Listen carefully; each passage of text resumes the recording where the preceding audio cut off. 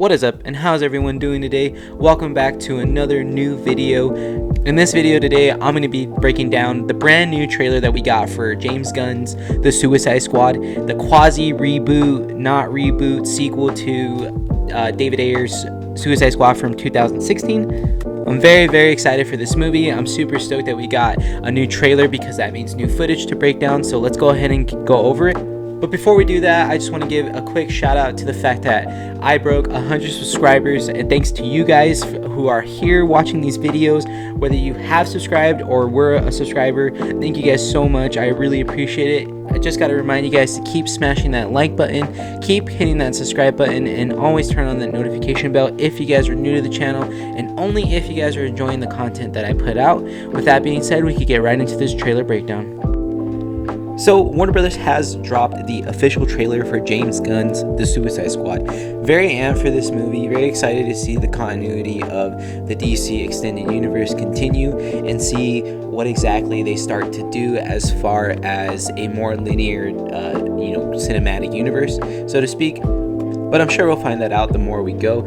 As far as this trailer goes, it's really well made and it looks amazing and it looks like a lot of fun, and I can't wait for it to come out in theaters. It actually drops August 6th, both on HBO Max and in the theater, so make sure you do one of the two so that way you guys can see it.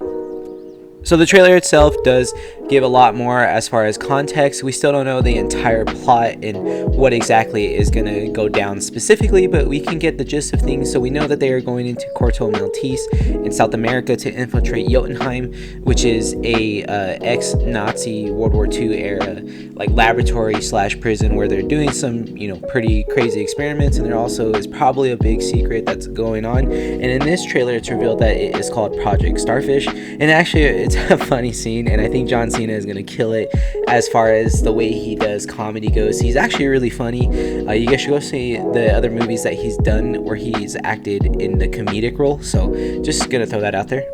I also do love that we get Waller's narration again, just like we got in Ayer's version of Suicide Squad. This is a continued sequel of that, but it's also kind of a reboot, so we'll call it the reboot sequel basically of the Suicide Squad itself. A lot of the trailer just looks beautiful, like the colors are really vibrant, and I love the style that James Gunn is bringing to the squad itself. So I'm excited to see more of this. We see a lot of daytime fighting, which is something that a lot of other superhero movies don't necessarily do much anymore, but it looks really great, and I hope that we get the continuance of that. So kudos to Gunn for really pushing for that and bringing up that vibrancy of the film. And also the characters just look fun. They look like the actors themselves had a great time filming this movie. So I'm excited to see what they bring for their roles. There are a lot of iconic roles that are going to pop up in the movie itself. And some of them are going to die. And then we have to kind of accept that. James Gunn has said it himself that, don't get too attached. And I'm promising myself to not get too attached to any of the characters, even though I'm very excited for a lot of them. And another thing I want to point out with this trailer is that we do get more background for Bloodsport, aka Robert Dubois. We find out from Waller that he is in Belle Reve for shooting Superman with a kryptonite bullet and sending him into the ICU. And it's also kind of interesting because James Gunn has come out on his Twitter, and I believe also now on Instagram, and stated that that is canon, but he does not know who will be playing Superman, and he doesn't really have any kind of clue because he's not really focused on that. Unless he's lying and there actually is a cameo, which is also another rumor that I've heard about, but I'm not sure if it has any real ground to it. But anyway, back to our man Bloodsport over here, played by Idris Elba. I'm very excited to see what he brings to the table and what he brings for Bloodsport. It seems like a very cool character, very kind of I would say obscure almost, not a very prominent character in the DC comics, but nonetheless I'm still excited to see his take on this, and it looks very badass. I love the mask design. It reminds me very much of a xenomorph, and I love his outfit and the weapon that he has, which kind of turns into anything. That's a pretty cool thing that they did, and I don't know if that's exactly from the comics because I rarely have heard of Bloodsport, so I'm sorry to those who do know this character and love it. I don't really have too much knowledge on the comic history, but I promise I'll get to know more before I go into this movie.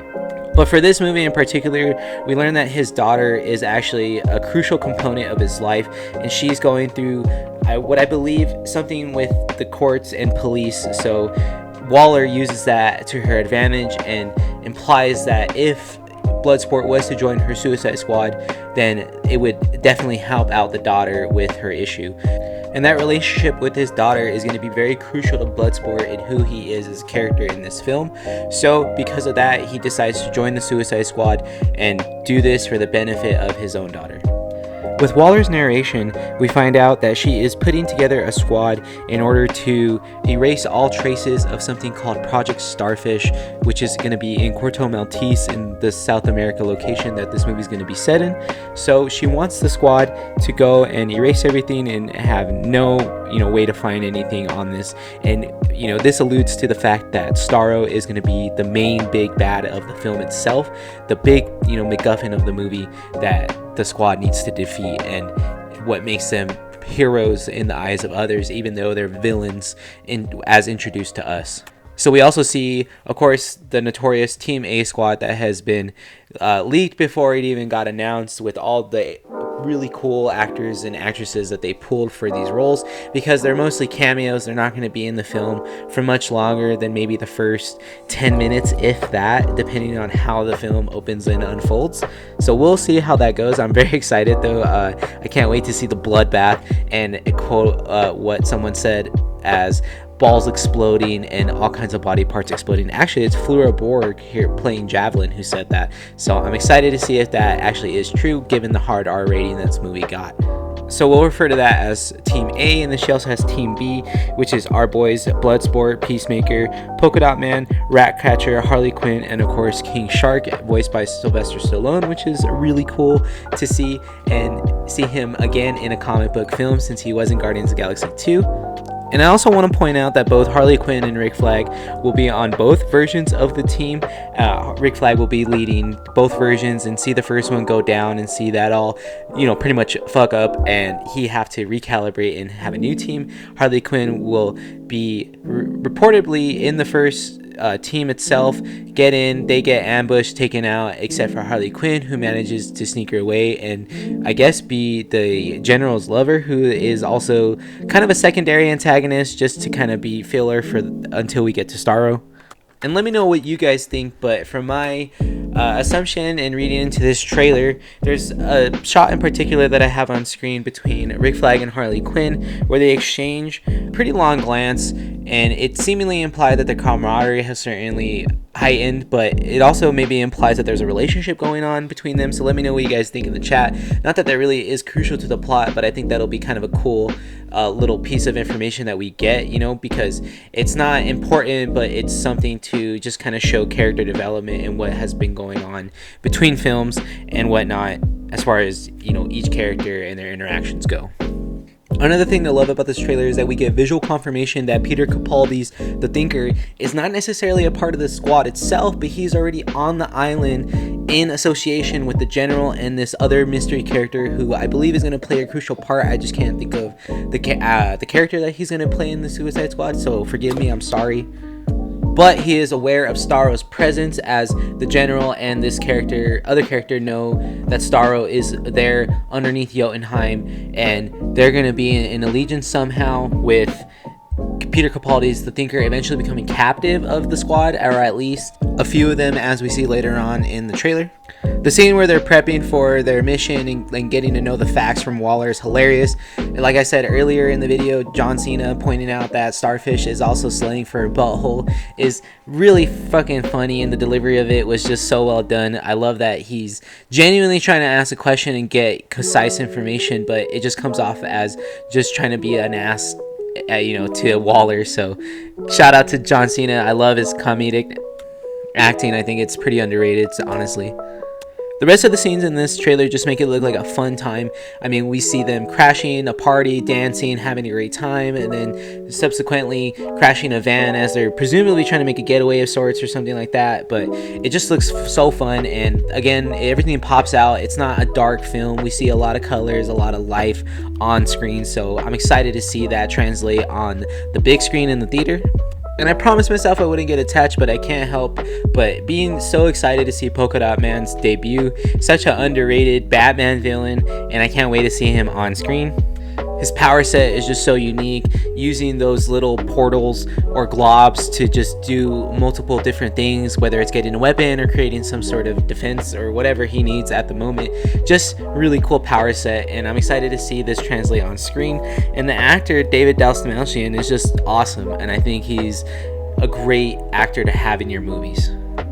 And I can't reiterate it enough, I'm just very excited for this movie. The scenes look amazing. I love a lot of these shots, the wide shots and the camera work and the colors again. I'm going to be saying that a lot because they're just really vibrant and they pop. Even Starro's colors look amazing on screen, so again, the colors are really important to this film. And are you freaking kidding me? We have Starro, of course. I keep mentioning that name, and I don't know if you know how big of a deal that is. That's Justice League's first actual villain in terms of the DC Comics history. So that's super exciting to see, even for a Suicide Squad film, just to see the squad itself go up against such a big and dangerous foe. I'm very excited to see that final battle. And I'm pretty sure we can bet there are going to be a lot of big character moments and big scenes that we see other than just Starro being the big bad foe of the movie. So, you know, I'm very excited to see how these events turn out and what happens to these characters down the line and who survives. I feel like that's going to be very interesting to see is the outcome, but also very heartbreaking to see, because even though James Gunn said don't get attached, I know we're all going to get attached to certain characters and it's just going to hurt. So let's all be hurt together, right? The little bit at the end also had me dying of laughter. Just the fact that Sylvester Stallone is voicing King Shark and he's being distracted by a pigeon while they're trying to rescue Harley from what they assume is very severe danger. It's just so funny and well done. I can't wait to see more of that scene. And that is what we are left with as far as the way the trailer ends. And as for anything else that comes out about this movie, I'm not going to be breaking it down or discussing it. I want to go into this movie as blind as possible. This comes out August 6th, so we're not too far away as we're entering July by next week. So I'd hope that you guys also are trying to go into this blind as possible too. If not, I respect that as well. I love spoilers more than the next guy, but for some movies, I choose not to for the sake of my own excitement and anticipation for it. But you do you, honey boo boo. So let me know what you guys are most excited for with the Suicide Squad. I can't wait to see this movie, and I'm sure you guys can't wait either if you guys have watched this video. So thank you. I'll see you on the next one. Catch you later.